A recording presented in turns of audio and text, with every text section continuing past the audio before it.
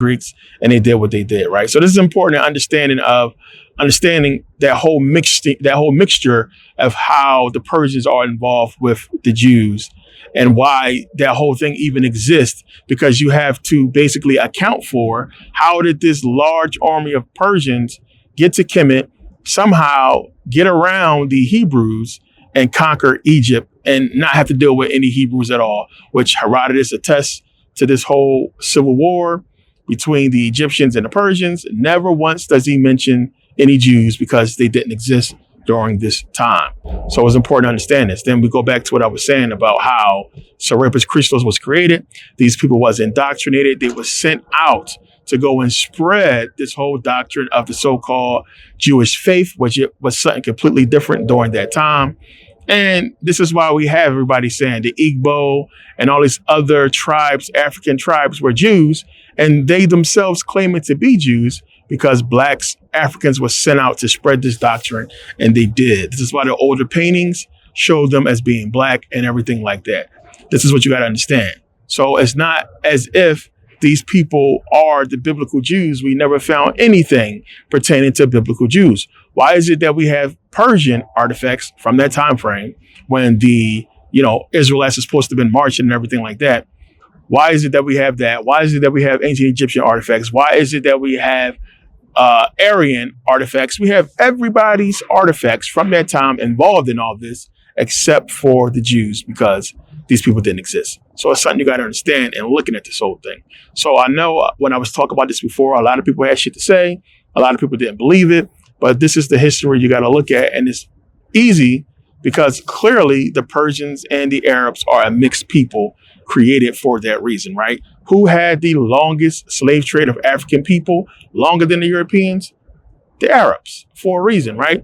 Who came into Spain and conquered Spain, took it away from the real Moors, and then stole their identity, which now when you look up Moors, you see Arab Moors. I broke that whole thing down.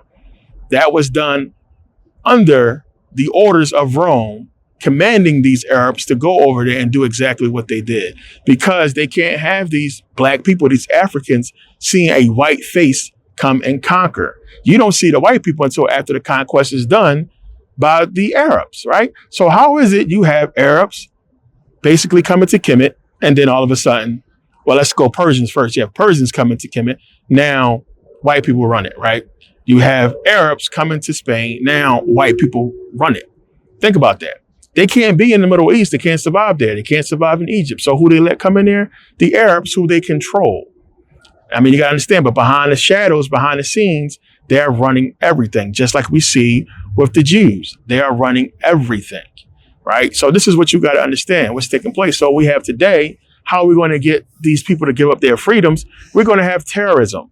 We're going to use these people we created and create terrorism and terrorist attacks and blame it on these brown people, right? So this way we can steal the liberties away from you guys, blame it on these Arabs and blame it on these groups that we created called Al-Qaeda and what have you. And boom, you see what's happening. They're doing the same thing in Africa by using Africans to do so because they don't have nobody else. They're using refugees. They're using these rebels to go in and basically do their dirty work. And they've been doing this for centuries. It's the same MO. So, as I said, I understand people saying that the Hebrews was black. There's no way around Deuteronomy 28, speaking specifically to African Americans, black people, clear as day. Now, the thing is, you guys are believing that the history that you're finding that's, first century AD and what have you on up, you believe that that is ancient, and because we can find these African tribes claiming to be Jews so long ago, that somehow gives validity to, the Bible. And it doesn't, because we can't find these people during the time we should find them, which is around the time when everything was going on. So again, we go back into proven history. And in proven history, when we go and look at that, we only see conquest from the Greeks. We see conquest from the Persians. We see conquest from the Romans, right? We don't see no conquest. Who did these Hebrew Israelites conquer? Only the people in the fictitious Bible, right? And then again, you go and find out that these people, the Amorites, the Girgashites, the Perishites, right? The Hivites, all these people are from the line of Ham, which would be the progenitor of the African race, right? So they're telling you exactly what they did, that we went out and conquered African lands, African tribes. But it's not the Jews that did that. It's the Greeks. It's the Romans. No history that the Jews had anything to do with the conquering of, any type of tribe that we see in the Bible. The Amorites, the Girgashites, the Perizzites, the Hivites. There's no history of that. There's no proven history of that. Only biblical history. So if these people went out and conquered these lands that we read in the Bible, first of all, who are these people? Who are the Jebusites? We never found the fucking Jebusites. Like, who are these people? Who are the Amorites? Who are the Girgashites? Who are the Hivites? Who are the Perizzites? Right? These are all biblical tribes that go back to African people, which is basically another name for African tribes that really actually existed and was conquered by these people, the Greeks, not the biblical Jews. So again, this is stuff I talked about before. I got into all this. I want to make sure this information is going up because I know there's a lot of people that got questions about this. A lot of people still tied up in the whole Hebrew Israelite doctrine. So I want to make sure I completely cover this because there's a lot of mix up in this whole timeline as far as, how did this stuff come to be and who did what? And it don't make sense because you can't figure out who was in this area during that time. And they want you to believe it was these people called the Jews when there's no proof of that. So the mystery question is, where did the doctrine come from, if not the oral tradition of the Hebrews? And that's where it came from. Again, we have the Septuagint Greek basically given to us by, I always talk about Ptolemy II Philadelphus, and that being the first written Torah that we know of, which the Septuagint is going to include those, the Tanakh. So that's how it got out. So you got to look at that and think about how would we even get this doctrine before this? And another thing is, these people are supposed to be scattered and, running from the Egyptians, and somehow they kept this oral Torah, which we can't prove ever even, existed or was created in the first place. So it's just something to think about. So it makes more sense that this was a created doctrine to be instilled on the people of Northern Africa for them to go out and spread this doctrine, which is what they did. And it changed over time until it became a more established religion that they could control. And then once Rome took power, Rome rolled the whole thing over into the New Testament and the creation of Christianity, changing Serapis Christos into Jesus Christ, which we know before they tried to do with the creation of Serapis Christos and getting Black Africans to worship Serapis Christos, which would be a god in the image of white men. How is that any different from what we see with Jesus Christ? So again, I read this whole thing to you. You guys can read it here yourselves, as it say down here that there were old gods and new gods was introduced.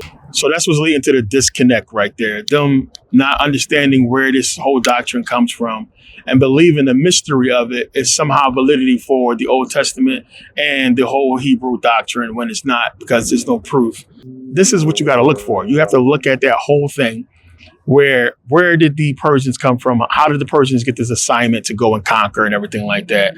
What was the whole reason behind the Greeks even wanting Kemet in the first place, right? I mean, there's more to it, right? It's just like it don't fit. It would make more sense if the Jews conquered Kemet. Think about it. So you have this whole conquest. This is why Israel is the big deal, and it's the Holy Land and everything like that. It ain't shit in Israel. It don't make sense to me. Why is Israel a Holy Land? What's there? You got Tel Aviv. What else is there? You have a beach. There's nothing there. Like, what is more important? Kemet, ancient Kemet, and what's there, or Israel? It don't make sense. So what is it about that land? Why is it if you have God backing you, the power of God? First of all, one, these people already enslaved you, supposedly enslaved you, the ancient Egyptians. Why wouldn't God give them the power to go in and conquer Kemet, knowing that all of the power, the secrets, everything that we are basically dealing with today is coming out of Kemet? Yet these people didn't conquer it, right? They didn't conquer it. So, I mean, in real life they did, but not biblically. So it's just something to look at, something to think about as far as how the doctrine spread. This has to do with conquest. This has to do with Rome conquering the Greeks and Rome basically piggybacking off of the Old Testament, giving us the New Testament and using it to establish their religious domination over the surrounding areas, which is what they did in Europe, in Africa, or what have you. And this is how we get what we have today. How is it that we had the Old Testament first, then you have the fall of the Greek Empire, the rise of Rome, and then basically Judaism is scattered. It's really no more. It's Rome is the power. Christianity is the power. Christianity is spreading. Meanwhile, Judaism is dying out, but God is allowing this to happen. It doesn't make sense. It doesn't fit. More so, it fits with Rome changing everything up, creating their own doctrine to go and conquer and have conquest. Everybody knows this. This is one of the reasons why the Jews or the Black Hebrew Israelites don't want to believe in the Bible and say that King James gave them a better version, because they know it was corrupted by Rome. But what you know about the Bible was given to you by Rome anyway. So unless you was reading a ancient Hebrew manuscript, you know exactly what the Hebrew manuscripts say, but you don't know what the original Hebrew manuscripts say, because we don't have the originals. We have what was created in the 11th century with the Masoretic text. We don't have anything before that. We have the Dead Sea Scrolls and many different languages, but the Dead Sea Scrolls have never been proven to match up with the King James Version. They say it do, but we don't have them. And as I said before, the ones that's in museums today have been proven to be frauds. So we don't know. We're not going to know. But you have to look at this whole thing and understand that these people were created to do exactly what they did: infiltrate and control. This has been happening down the line. So once that happened, what did the Romans do? They sent their people into Northern Africa, mixed in with those people. Now they control Northern Africa.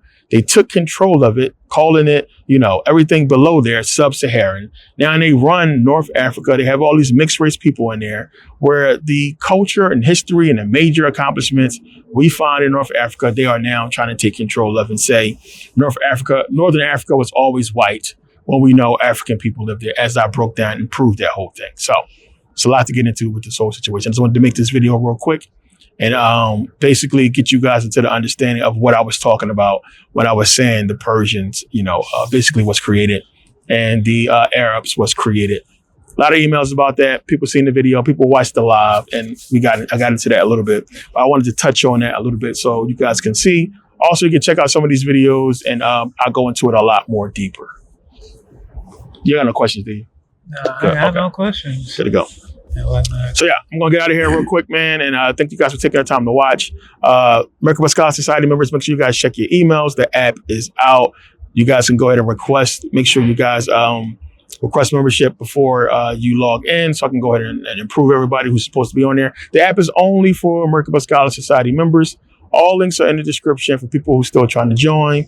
The course for Shopify, Amazon, link is in the description. It's still available. Make sure you guys grab that before the price goes up. And I got into that. We're going to get into that a lot more. And thanks for watching. See you guys next video. Peace.